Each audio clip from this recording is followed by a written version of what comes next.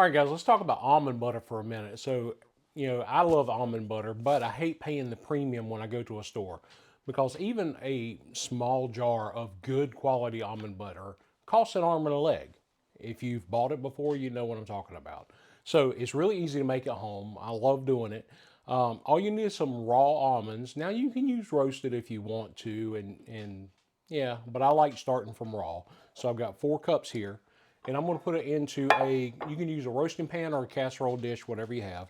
I'm going to put them in here and kind of spread them out pretty evenly, right? And I'm going to go into my 325-degree oven for about 10 minutes or so. You don't want them to burn and get bitter, but you want them to get nice and roasted and let those oils start getting a little bit loose in there so that it'll make a good smooth almond butter for you. Okay, so I'm going to go ahead and take care of that, and I'll be back in just a few minutes, and we'll go from there. See ya.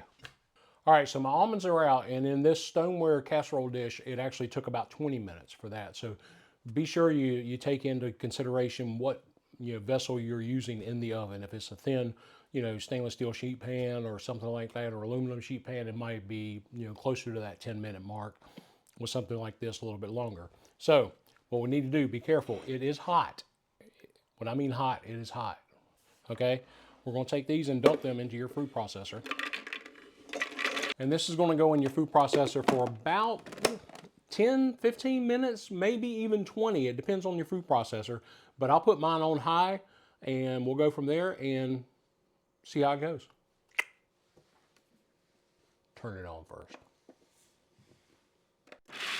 So we are 2 minutes and 45 seconds in, and it has turned into like a really powdery meal.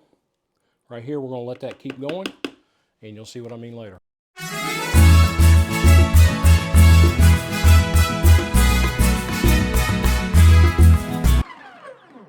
All right, so we are right at 20 minutes. So now, one thing I like to do is put a little bit, just a touch of salt in it, just for flavor. Just a touch of salt. In 4 cups of almonds, I'm probably going to put just a big pinch. Like that. That was probably a half a teaspoon or so. And then I'll give it a quick stir.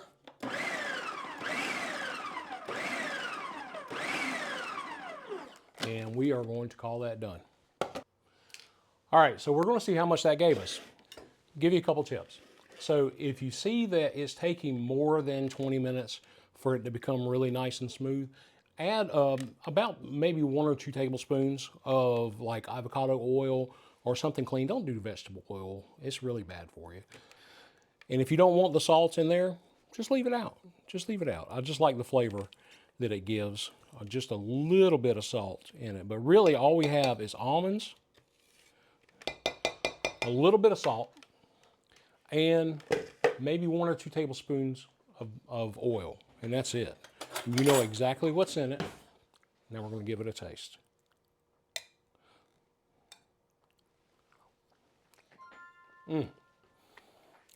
It's nice and it's creamy. And that gave us, hold on, wrong side,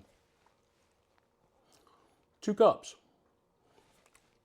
That gave us 2 cups of fresh, clean almond butter for you to enjoy out of 4 cups of raw almonds.